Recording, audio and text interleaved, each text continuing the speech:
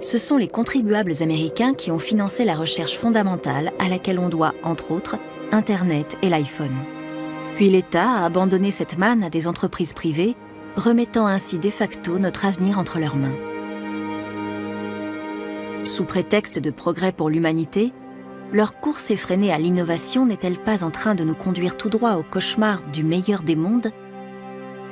Ladies and gentlemen, the distinguished author, Mr. Aldous Huxley.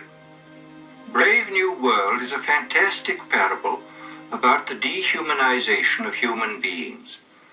In the negative utopia described in my story, man has been subordinated to his own inventions. Science, technology, social organization, these things have ceased to serve man. They have become his masters.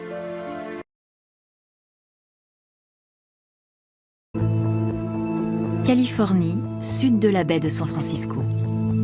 Dans cette zone de quelques centaines de kilomètres carrés, l'avenir du monde est en train de se jouer.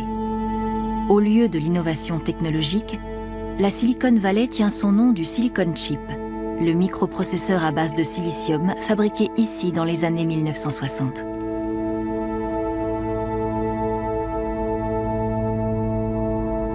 Aujourd'hui, un demi-siècle plus tard, la Silicon Valley est devenue toute puissante. Non contente d'avoir investi tous les secteurs de l'économie, ce berceau des technologies numériques utilise désormais les milliards de dollars de bénéfices défiscalisés qu'elle a engrangés pour renforcer son monopole et imposer sa vision de l'avenir. In a recent survey of millennials around the world, asking what most defines our identity, the most popular answer wasn't nationality, ethnicity, or religion. It was citizen of the world. That's a big deal.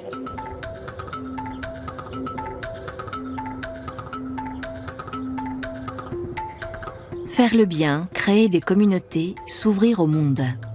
Dans la Silicon Valley, les entreprises comme Facebook participent activement à l'élaboration d'une utopie technologique mondiale. Depuis leur bulle, elles échafaudent des solutions virtuelles pour lutter contre tous les maux de l'humanité. Les origines de cette mutation sont à rechercher dans un vieux rêve technocratique. Les technocrates sont depuis toujours persuadés qu'ils peuvent tout optimiser. Quant aux ingénieurs, ils se délectent d'apporter des solutions à tout. Ensemble, ils ont rêvé d'un monde qui fonctionnerait comme une machine bien huilée. Hello, CQ, the TechNet. Hello, CQ, the TechNet. W6SFL is calling CQ, the Technocracy Amateur Net, and standing by for W6WAY Venice. W6QFL checking in with traffic for W6DVS for Operation Columbia. In the wee small hours of the morning, June 26, 1947, Technocracy's Gray Fleet was rolling out of Los Angeles. At last, we were on our way. Aujourd'hui tombé dans l'oubli, le mouvement Technocracy Incorporated mobilise quelques 500 000 adeptes aux États-Unis juste après la Seconde Guerre mondiale.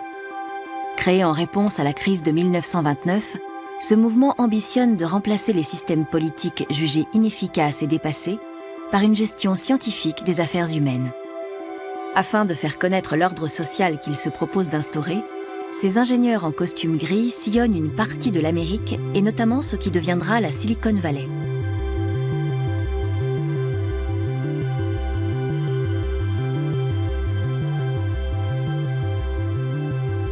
On the ground, portions of the Gray Fleet like this are mobilizing all over North America for mass demonstrations to arouse curiosity and to make the American public technocracy conscious. Les technocrates et leurs costumes gris ont disparu, mais leurs rêves ont été repris par une armée de brillants jeunes ingénieurs en t-shirt et sweat à capuche. Ils passent leur temps à innover sous la houlette de PDG charismatiques qui utilisent leurs richesses, leur savoir et les données qu'ils détiennent pour conquérir le monde. La taille de leurs quartiers généraux, qui n'a rien à envier au Pentagone, en dit long sur leurs ambitions. Ces immenses complexes horizontaux n'ont qu'un seul but: filtrer, organiser, analyser et monétiser tous les échanges humains.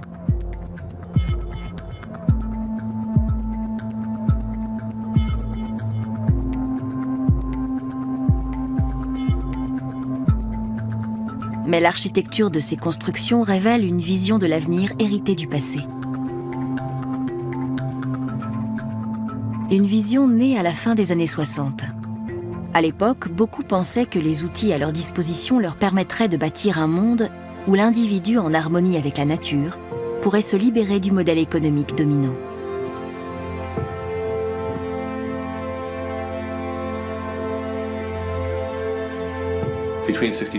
C'est entre 1966 et 1973 que s'est créé le plus vaste mouvement communautaire de toute l'histoire des États-Unis.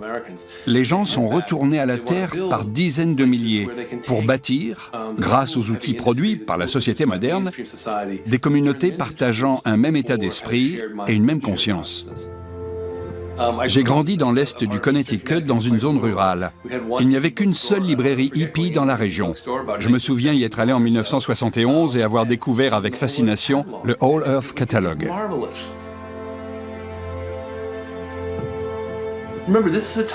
C'était l'époque de la contre-culture, mais elle n'était pas très visible. À moins d'être en lien avec des communautés ou d'avoir des amis qui faisaient partie de ce mouvement, on ne savait pas où trouver les gens. À l'époque, Internet n'existait pas. On ne pouvait pas rechercher le nom de quelqu'un dans Google. Donc ce catalogue, c'était comme une carte des communautés des années 60. Il suffisait de le feuilleter pour voir les outils utilisés, l'endroit où vivaient les gens, à quoi ils ressemblaient, comment ils étaient habillés. C'était un concentré de contre-culture.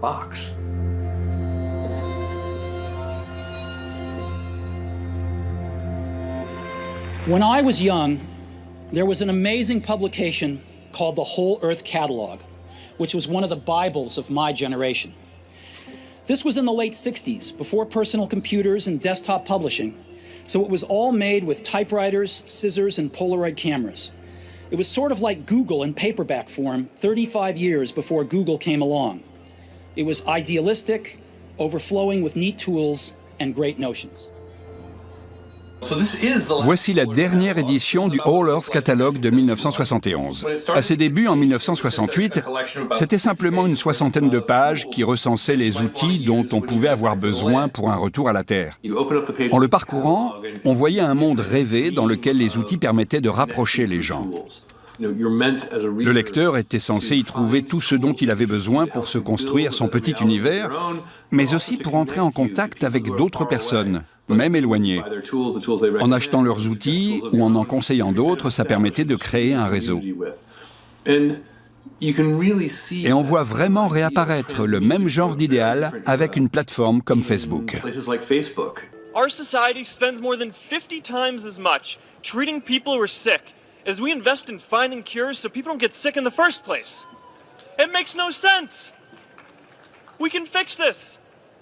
How about modernizing democracy so everyone can vote online? And how about personalizing education so everyone can learn? These achievements are all within our reach. Let's do them all in a way that gives everyone in our society a role. Let's do big things, not just to create progress, but to create purpose. Mark Zuckerberg semble hésiter entre la posture d'homme politique et celle de prédicateur. Même si Facebook a plus d'adeptes que la plupart des religions, son mode de fonctionnement apparaît souvent en contradiction avec sa profession de foi.